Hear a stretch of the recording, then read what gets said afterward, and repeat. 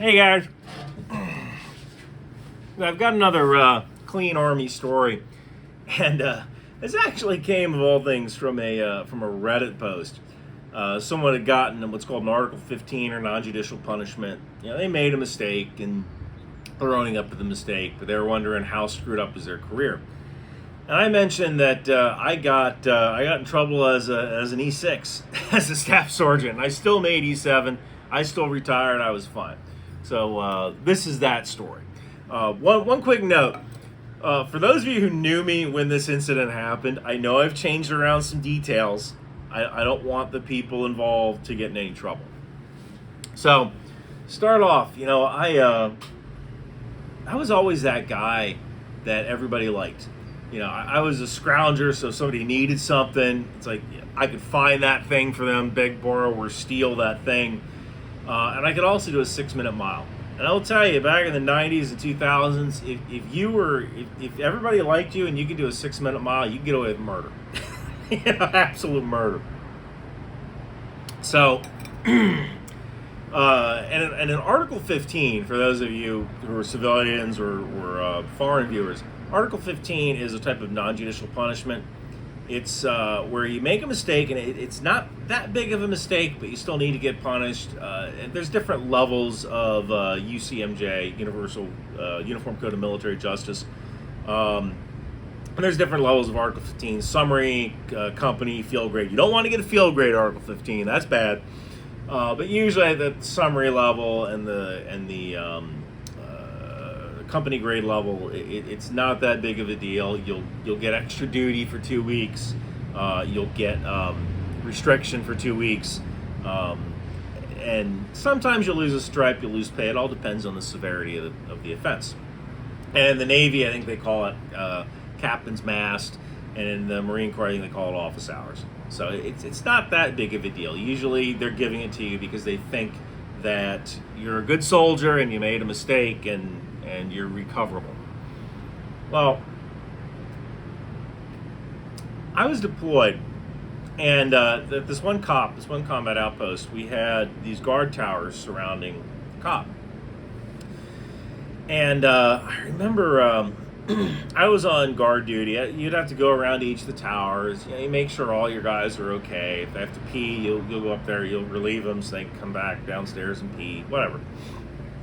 And I remember I was on my old guard tour, and I encountered one of my soldiers, and one of my soldiers was laughing. He's like, yo, Smitty's getting drunk back in his room. We had these trailers that were housing units. Some guys would drink in their trailer, and I love alcohol. This is actually coffee. I love drinking. I'm not gonna lie about that. I absolutely love drinking, but I never felt the need to drink when I was overseas. Even when General Odinero let us have 2 beers during the Super Bowl, I never. I don't even think I did it then. I don't need it. I enjoy it, and the kind of liquor that I enjoy is much too expensive to get shipped overseas. So, but he was getting drunk in his room, and now I'm like, crap. What do I do? Because this guy Smitty was supposed to relieve me after my 3-hour guard shift. So I'm thinking, like, all right, I'll go over to his, because what I do not want is Smitty walking up to my guard shift drunk and trying to take, trying to relieve me of duty while he's drunk, especially if other people see it. That's bad, right? Then he gets in trouble. I probably get in trouble. Our unit looks bad. No, I ain't doing that. So I decided to actually go back to his trailer and knock on his door, tell him, like, yo, I'll take your shift. So I leave my patrol area. That was my first mistake. And I go and I knock on his door, and I'm like, he's drunk. He's had a couple of drinks. And I tell him, like, listen, I'll take your shift. I can see you've had a few. Oh my God, this guy tears into me. He's saying swear words I didn't even know existed. And he was a little bit older than me. I mean, he was one of those E6s for life. You know, this guy's never going to make E7. He's going to retire as a staff sergeant, you know. Old school infantry, right? And probably the reason he was an E6 is that he liked a wee gargle once in a while, right? I mean, I did too, but I knew when not to do it. So, this guy is mad at me.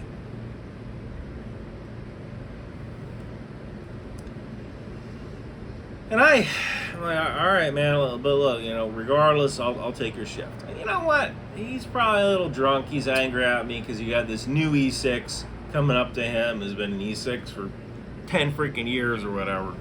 You know, like he can't hold his liquor. I get it. So I leave, I go back on my guard shift, and the time comes around to be relieved, and he doesn't relieve me, which is good. And I take his shift, and I do his guard shift for 3 hours. I check on his, you know, the guys. And, oh, yeah, Smitty was feeling a little sick. You know, he can't come on shift. I took a shift for him. Or Smitty had a personal problem. I forget what I said. So I do his shift for him. Come, you know, after the shift, I head back to my room, go to sleep. I'm off duty for the next 12 hours or so. And I get this knock on my door. Platoon sergeant. You know, I answer the door. I'm wearing like a pair of shorts, one sock, you know, one eye open. Platoon sergeants, they're like, "What the hell did you do last night? You left your guard post." You know, like, what are you talking about? Like, people saw you knocking on doors by the shoe and, you know, by the container housing units. You need to get in the commander's office right now. Get your clothes on. Thinking like, what the hell? You know, somebody see me. You know, I left my post and I went to. I guess somebody must have saw me, and they mentioned it to my platoon sergeant. Now I can tell you this. My platoon sergeant and Smitty, the guy the guy who was drinking, they didn't really get along. He did not like him at all, and he was always looking for a way to jam him up. My platoon sergeant didn't like me either, but less. I don't think my platoon sergeant liked anybody.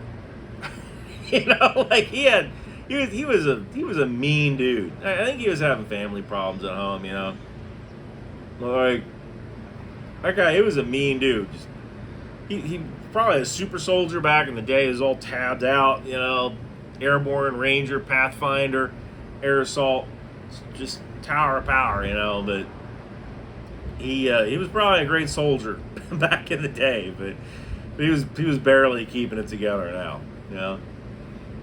So I'm thinking, like, at first I get a little scared, like, oh crap, you know, I'm gonna get in trouble, right? And then I think, like, I'll be okay. Like, everything seems to work out for me. You know, I'm a well-liked guy. Everybody likes me. Most people like me. I'm going to be okay. Wasn't okay. You know? So, essentially, what had happened was my platoon sergeant knew that Smitty was drinking. Just through the grapevine, he knew that Smitty was drinking. And the only way he could prove it is if I rolled on him. If I said, like, yeah, I took his guard shift because he was drinking, I saw him drinking. And basically the deal that was offered to me was, if you roll on your fellow squad leader, you're not going to get charged. But if you admit that you went off your duty area, if you left your post to check on him because he was drinking, we're going to charge him and not you. It was Article 95, dereliction of duty, or like leaving your post as a sentry, something like that. This was 20 years ago, so a little fuzzy. So, you know, I didn't grow up with a lot of money. I grew up in this little town called Lindenwold, New Jersey, and we're very working class Irish.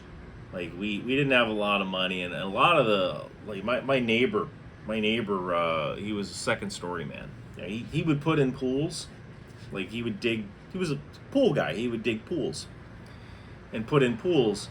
But then while he's putting in the pool, he's casing your house, to go and rob you later, come back and rob you later. And it was common. And a lot of us were carpenters, electricians, plumbers, roofers. And, while we're doing work on your house, we're casing your house. These were the wealthy people from Cherry Hill, Voorhees, Mount Laurel. These were people who could afford to lose a couple of things. At least we thought that at the time, right? So, one of the cultures, stemming from living like that is that you don't rat. I ain't no freaking rat. And even though Smitty was mad at me and he was not happy with me knocking on his door, and I could have flipped and just dimed him out, I ain't no freaking rat.